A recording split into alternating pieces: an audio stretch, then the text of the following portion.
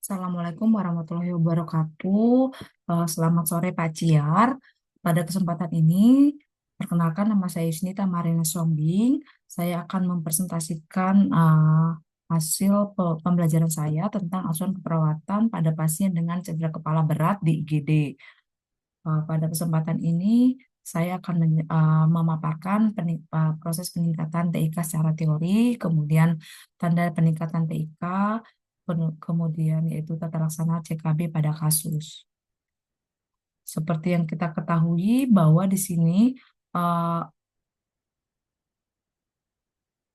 di sini penyebab peningkatan ICP dapat dibagi menjadi komponen intracerebral menyebabkan peningkatan termasuk peningkatan volume otak, di mana di sini pembengkakan otak secara umum ada atau cerebral yang disebabkan oleh berbagai faktor, yaitu trauma, ensefalopati hipertensi, kemudian infeksi baik berupa meningitis atau radang otak, kemudian gangguan metabolisme atau racun yang itu berupa hiponatremi dan ketoasidosis diabetik. Yang kedua itu efek massa, di mana di sini pada pasien trauma itu akan terjadi hematoma, terus adanya tumor, adanya abses, massa inflamasi, kemudian ada stroke iskemik, arteri dengan edema, kemudian trombosis sinus vena cerebral, dan kista. Kemudian itu dapat disebabkan karena peningkatan cairan cerebrospinal, di mana peningkatan produksi cairan cerebrospinal, kemudian tumor plexus koroid, dan adanya penurunan reabsorpsi cairan cerebrospinal berupa hidrocephalus obstruksi, kemudian peradangan meningial atau granuloma, kemudian peningkatan volume darah, di mana peningkatan aliran darah cerebral selama hiperkapnia atau dan aneurisma, dan juga statis vena akibat trombosis sinus vena, peningkatan tekanan vena sentral, misalnya gagal jantung. Proses peningkatan TIK secara teori itu, menurut doktrin Monroe, menjelaskan hubungan langsung antara isi tengkorak dan tekanan intrakranial, di mana isi tengkorak yaitu parenkim otak, darah, dan cairan cerebrospinal itu bersifat konstan atau tetap.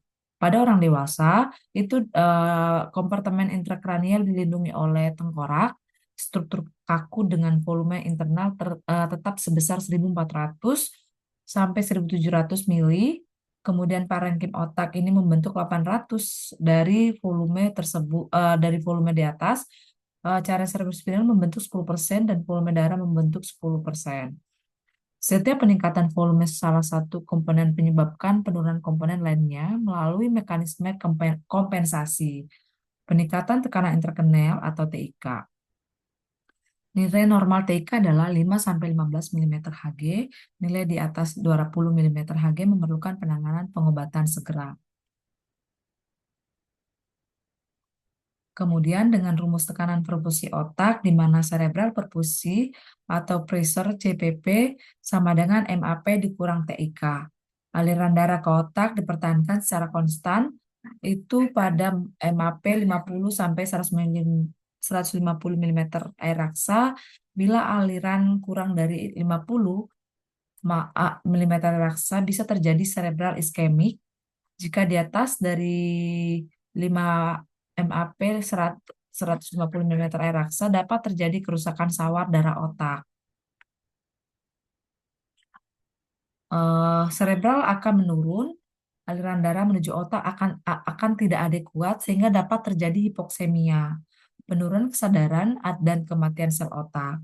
Penyebab utama peningkatan tekanan intrakranial meliputi: 1. Massa intrakranial, 2. Adanya edema cerebral baik itu karena darah, kemudian peningkatan produksi cairan cerebrospinal atau disebut dengan CSF, kemudian penurunan penyerapan CSF, kemudian hidrocephalus obstruktif, dan obstruksi aliran keluar vena, dan hipertensi intrakranial idioptik, cedera kepala berat. Cedera kepala berat ini sering juga disebut trauma capitis, trauma brain injury atau TBI, kerusakan struktur dan fungsi otak akibat kerusakan langsung atau tidak langsung pada kepala atau otak. Cedera otak traumatis atau TBI ini merujuk pada cedera otak yang disebabkan oleh kekuatan eksternal, benturan, pukulan, atau guncangan keras pada kepala atau tubuh dapat menyebab menyebab dapat menyebabkannya. Tetapi tidak semua benturan atau guncangan pada kepala mengakibatkan TBI. Benda yang masuk ke otak juga dapat menyebabkan TBI, tapi terkadang disebut cedera otak atau bahkan cedera kepala. Secara garis besar, terdapat dua jenis cedera otak atau traumatis, yaitu cedera otak traumatis tembus, cedera otak traumatis non-penetrasi.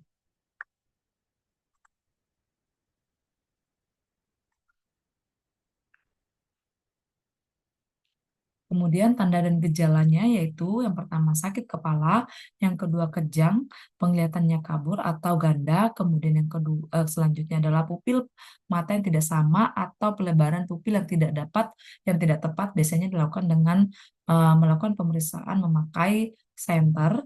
Itu kedua selanjutnya adalah cairan yang keluar dari hidung atau telinga. Itu terlihat bahwa pada saat pasien trauma itu maka akan ada keluar darah dari hidung atau dari telinga. Ini dapat menyebabkan fraktur kranii atau tengkorak, kemudian adanya mual dan muntah, dan masalah neurologis baru seperti bicaranya cadel, kelemahan pada lengan, kaku dan kaki itu lemah atau wajah, terus kehilangan keseimbangan. Gejala kognitif dan perilaku TBI biasanya akan hilangnya atau perubahan kesadaran selama beberapa detik hingga beberapa jam. Kemudian penurunan tingkat kesadaran seperti sulit dibangunkan, kemudian kemungkinan akan adanya disorientasi atau kebingungan, kesulitan mengingat, berkonsentrasi atau mengambil keputusan. Perubahan pola tidur seperti lebih lama, kesulitan tidur atau tetap tidur, dan ketidakmampuan untuk bangun. Frustasi atau rasa mudah tersinggung juga akan terjadi.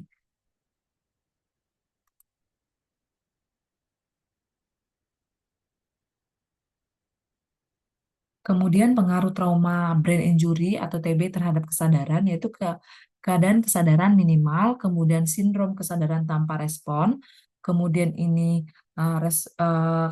bisa terjadi koma, dan kematian batang otak.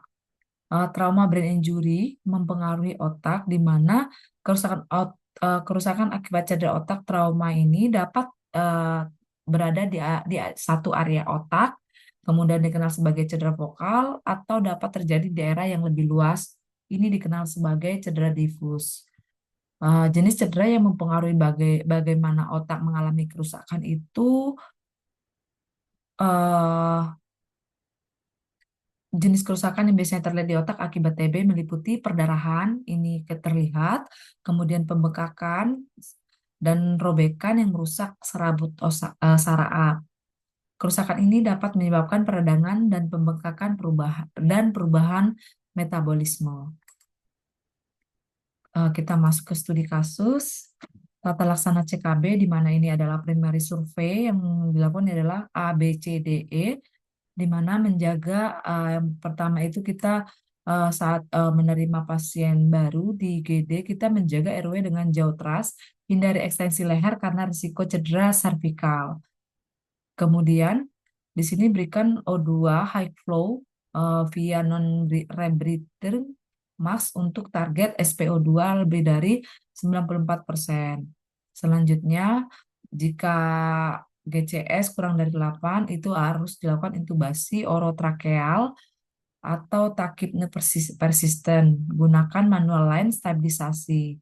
Biasanya pada pasien ini biasanya dilakukan dulu stabilisasi untuk RW-nya. Kemudian untuk breathing-nya, itu biasanya ventilasinya harus bagus. Target PaCO2-nya itu 35 sampai 40 mm Hg. Kemudian kita harus menghindari hiperventilasi, kontrol bleeding dari hidung dan telinga dengan gentle packing. Yang selanjutnya adalah sirkulasi di mana pemasangan dua kateter intravena atau IV line untuk berukuran besar untuk akses vaskular cepat pada situasi darurat seperti trauma. Bolus kristaloid 1-2 liter jika hipotensi. Kemudian kita harus menghindari over resusitasi Kemudian monitor CPP di mana rumusnya MAP dikurang ICP lebih dari 60 mm air raksa. Kemudian kita harus mengontrol tekanan darah sementara tanpa sedasi sedasi. Selanjutnya kita masuk pada kasus. Ini kita menjelaskan tata laksana CKB pada pasien. Pasien datang diantar ke IGD usia 40 tahun akibat kecelakaan motor tanpa helm. Hasil pengkajian didapatkan tekanan darah 160 per 100 mm air raksa, nadi 60 kali per menit, RR 24 kali per menit, GCS-nya ACE-nya 2, verbalnya 3, motoriknya 3. Pasien terdapat perdarahan dari hidung dan telinga. Baik, di sini kita dari tadi kasus, maka saya dari uh, dari perspektif yang saya pahami, di sini trase yang dapat kita simpulkan dari pasien ini adalah trase merah atau resistasi merah. Ini termasuk urgent dengan GCS 8, cedera kepala berat. Tandanya adalah tanda peningkatan TK-nya itu terlihat bahwa pasien ini tensinya tinggi, sering kita sebut dengan hipertensi di atas 160 per 100 tadi, kemudian bradikardi relatif, kemudian penurunan kesadaran di mana GCS-nya tadi juga menurun, kemudian perdarahan dari telinga dan hidung. Ini kita curiga suspek fraktur basis krania atau tengkorak. Terlihat juga risiko gagal napas dan herniasi otak. Pasien memerlukan penanganan segera dan intensif. Kemudian di sini saya menilai airway-nya untuk cervical spine control-nya di mana imobilisasi cervical atau disebut dengan cervical collar, nilai potensi jalan napasnya dulu, kemudian itu GCS-nya kurang dari 8, ini indikasi untuk intubasi, suction secret bila perlu. Kemudian kita harus memberikan oksigenisasi dan persiapan pemasangan ETT. Sirkulasinya itu di sini harus pemasangan dua jalur intravena, IV line itu yang besar, supaya cairan yang masuk juga cepat. Kemudian monitor tanda-tanda vital, baik tekanan darah, nadi, RR-nya, kemudian suhu, dan juga SpO2-nya. Kemudian setelah itu dilakukan EKG sembari menunggu persiapan untuk CT scan ini dengan kolaborasi dengan DPJP atau dengan dokter jaga, dan kita juga menyiapkan untuk persiapan membawa pasiennya ini ke ruang CT scan. Kemudian kontrol perdarahannya sebelum sebelum atau saat akan melakukan CT scan, kita harus mengontrol perdarahan eksternal tanpa packing hidung atau telinga. Di sini kita harus mempertahankan MAP lebih dari 65 mm air raksa, dan juga kita harus memberikan cairan kristaloid. Cairan kristaloid itu bila perlu hindari pemberian overload.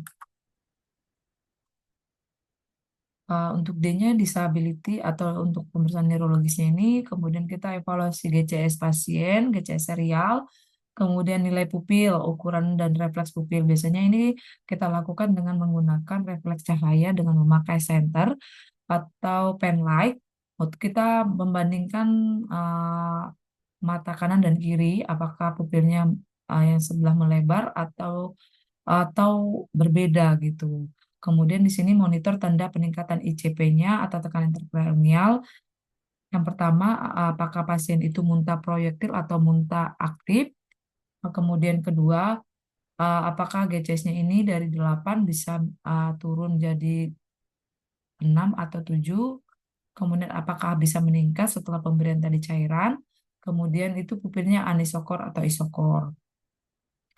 Untuk E-nya atau ekspor, ini kita harus inspeksi seluruh tubuh pasien, mulai dari ujung kepala sampai ujung kaki. Kenapa dilakukan? Karena takutnya adanya fraktur yang tidak terlihat dengan kasat mata, maka kita harus melakukan inspeksi dengan pelan-pelan gitu. Kemudian kita harus Tadi seperti yang kita lihat bahwa dia pasiennya udah perdarahan dari hidung dan telinga, dan juga ini pasiennya sudah penurunan GCS, kita juga mencegah terjadinya hipotermi.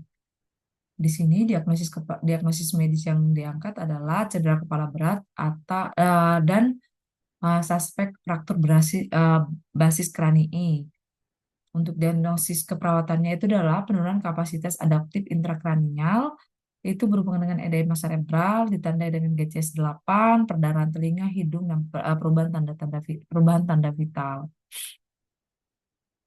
Untuk secondary survey dan stabilisasinya itu yang pertama imobilisasi total atau spine board, cervical collar. Biasanya pada pasien seperti ini itu pada saat kejadiannya di jalan sebelum dibawa ke rumah sakit itu sudah terpasang collar neck. Tapi apabila tidak terpasang maka kita saat di IGD harus memasang collar neck. Dilakukan untuk mencegah pergerakan tulang belakang khususnya cervical karena pada trauma kepala sering terjadi ini apa namanya cedera ke cervical. Pergerakan yang tidak perlu dapat mempererat cedera saraf dan menyebabkan kelumpuhan permanen. Jadi untuk saat kita terima pasien di IGD, kita tidak boleh melakukan tindakan secara cepat-cepat, tapi kita harus melakukannya hati-hati, cepat juga boleh, tapi harus hati-hati. Kenapa? Karena takutnya perdarahan ini atau fraktur ini dapat bergerak secara mendadak itu dapat menyebabkan hmm, tindakan yang fatal untuk cervicalnya ini begitu. Kemudian rapid neurologis examination itu pemeriksaan GCS, pupil dan motorik seperti tadi yang dijelaskan sebelumnya. Kita harus mengevaluasi ulang, dilakukan secara serial dan cepat untuk melihat GCS-nya. Ini apakah tingkat kesadaran pasien ini uh, meningkat atau menurun, kemudian progresivitasnya cedera otaknya ini harus dilihat juga melalui tadi CT scan. Kemudian untuk pupil tadi sudah disampaikan sebelumnya, kita deteksi dengan melakukan observasi menggunakan fan light. Uh, itu apakah adanya peningkatan TK atau herniasasi dengan terlihat adanya anisokor apa isokor. Kemudian motorik menilai defisit vokal atau kerusakan traktus motorik. Kemudian setelah dilakukan hal tersebut, maka kita harus melakukan pemeriksaan diagnostik di mana itu CT scan kepala darurat tanpa kontras. Kenapa tanpa kontras? Ini dipilih agar darah akut tampak jelas atau disebut dengan hyperdense. Ini merupakan gold standard awal pada trauma kepala karena cepat dan akurat untuk mendeteksi adanya perdarahan pada epidural, hematoma atau hematoma epidural, kemudian hematoma subdural, perdarahan intraparenkim, kemudian fraktur kranium. Kemudian pada pasien-pasien ini sempat dijelaskan eh, saat kami belajar itu elevasi kepala 30 derajat jika normotensif. Tujuannya untuk apa? Untuk meningkatkan aliran darah balik ke vena, aliran darah balik vena ke otak, kemudian untuk menurunkan tekanan intrakranial. Hal ini elevasi kepala 30 derajat tidak dilakukan bila pasien hipotensi karena dapat menurunkan perfusi otak. Kemudian kita harus hiperoksigenisasi, di mana pemberian oksigen untuk mempertahankan saturasi oksigennya 94 sampai 98%, kemudian mencegah hipoksia otak yang merupakan faktor utama cedera otak sekunder yang menyebabkan hipoksia akan memperparah edema dan kematian sel otak. Selanjutnya itu adalah sedasi pada GCS rendah, tujuannya untuk menurunkan kebutuhan metabolik otak, kemudian mencegah agitasi dan peningkatan tekanan intrakranial, kemudian memfasilitasi ventilasi dan proteksi jalan napas. Di sini ada dua yang saya ketahui, kurang lebihnya itu propol, konsep cepat menurunkan TK, kemudian fentanyl analgetik kuat stabil untuk hemodinamik. Nah, ini pada poin ini dilakukan dengan monitoring ketat tekanan darah dan eh, apa namanya pernapasannya juga dilihat apakah cepat atau lambat atau sedang gitu atau biasa seperti orang normal. Di sini juga kita harus menghindari hipoglikemi pada pasien dengan TB, cedera kepala berat. Kenapa? Karena pada pasien dengan glukosa di bawah 140 sampai 180 ini dapat menyebabkan hipoglikemi atau kerusakan neuron. Kemudian kalau glukosanya tinggi lebih dari 180 atau sering kita sebut dengan hiperkalemi dapat memperberat edema cerebri dan outcome buruk. Tentang 140 sampai 180 miligram per dl ini adalah target aman pada pasien kritis. Kemudian dilakukan juga untuk menilai kondisi sistemik dan risiko komplikasi, di mana pada pasien ini CBC CBC ini dilakukan untuk melihat anemia perkusi otak eh, atau leukositosis trombosit risiko perdarahan. Ada dua kemungkinan yang harus diperhatikan yaitu WBC, kemudian eh, itu berupa leukosit. Jika leukositnya leukositosis bisa karena respon stres atau trauma atau infeksi yang terjadi pada pasien ini. Kemudian leukositnya, jika leukositnya naik perlu pemantauan. Kemudian untuk HB dan hematokrit ini menilai anemia atau perdarahannya. Jika HB-nya turun, maka perdarahannya pasti perdarahannya sangat banyak. Kemudian jika hematokritnya juga dilihat, jika meningkat di sini akan terlihat itu untuk menilai anemia atau perdarahannya. Jadi HB rendah itu akan terjadi penurunan kapasitas oksigen dalam darah atau dalam tubuh, kemudian akan menyebabkan perfusi otak menurun. Kenapa? Karena oksigen dalam darah itu berfungsi sebagai oksigenisasi di dalam otak juga. Kemudian untuk biasanya pada pasien-pasien BCS 8 ini dilakukan persiapan untuk operasi, maka harus dilakukan pemeriksaan PT, APPT, dan INR.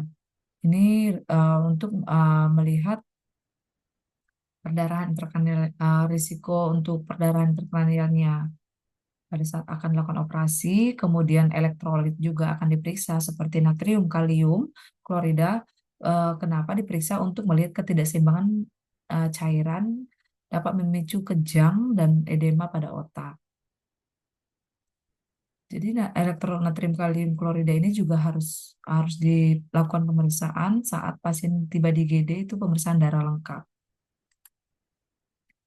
Manajemen ICP-nya dan bedah, di mana target ICP kurang dari 20 sampai 22 mm air raksa dengan monitoring intravaskuler dengan GCS lebih dari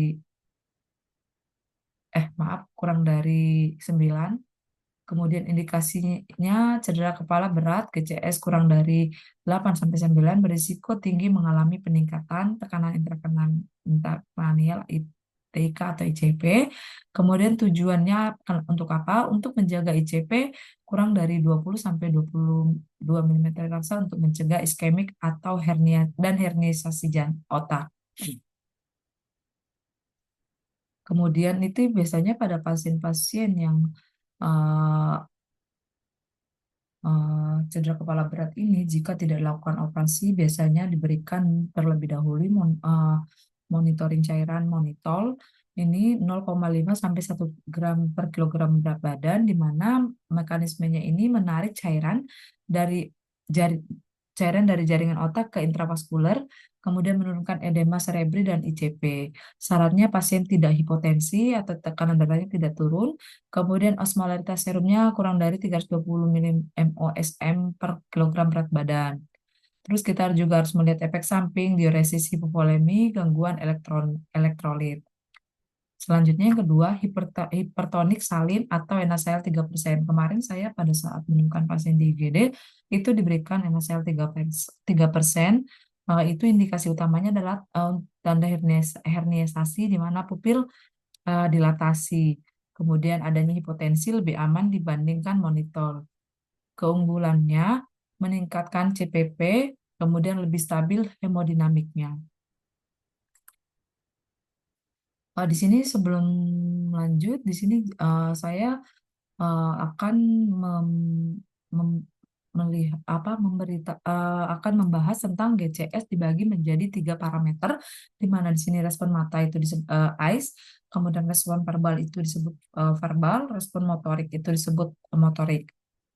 Di sini ada tiga item yang harus dibahas, di mana yang pertama itu respon mata, di mana mata membuka secara spontan itu nilainya 4, membuka mata terhadap suara panggilan itu nilainya 3, kemudian membuka mata terhadap rangsangan nyeri itu seperti tekanan setrum dengan jari juga itu nilainya 2, kemudian tidak membuka mata bila baik setelah dipanggil atau diberikan rangsangan itu nilainya 1. Pada pasien itu pasiennya membuka mata jika diberikan rangsangan nyeri. Rangsangan nyeri kurang lebih itu 2. Kemudian untuk motoriknya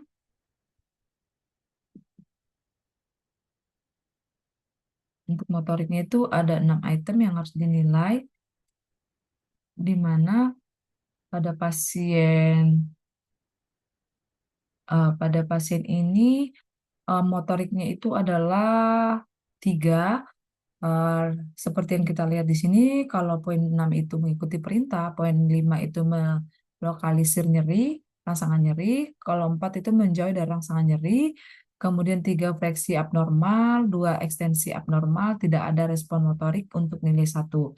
Pada kasus itu nilai motoriknya itu adalah 3 fleksi abnormal.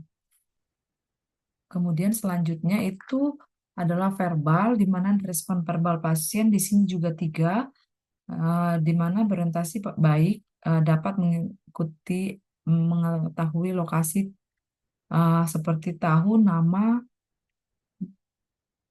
dengan benar. Kemudian kalau nilai 4 itu bingung, bisa mengacau, bicaranya mengacau, disorientasi tempat dan waktu. Kemudian nilai 3 bisa berbicara kata per kata, tetapi tidak dapat dimengerti. Maksudnya itu kayak ngaco atau tidak sesuai apa yang kita tanya ya. Dan dijawabnya juga tidak sesuai pertanyaan yang kita berikan. Kemudian untuk 2 itu mengeluarkan suara dan tidak bisa dimengerti. Kemudian itu biasanya pasien seperti mengerang gitu. Kalau nilai 1 itu tidak ada respon sama sekali.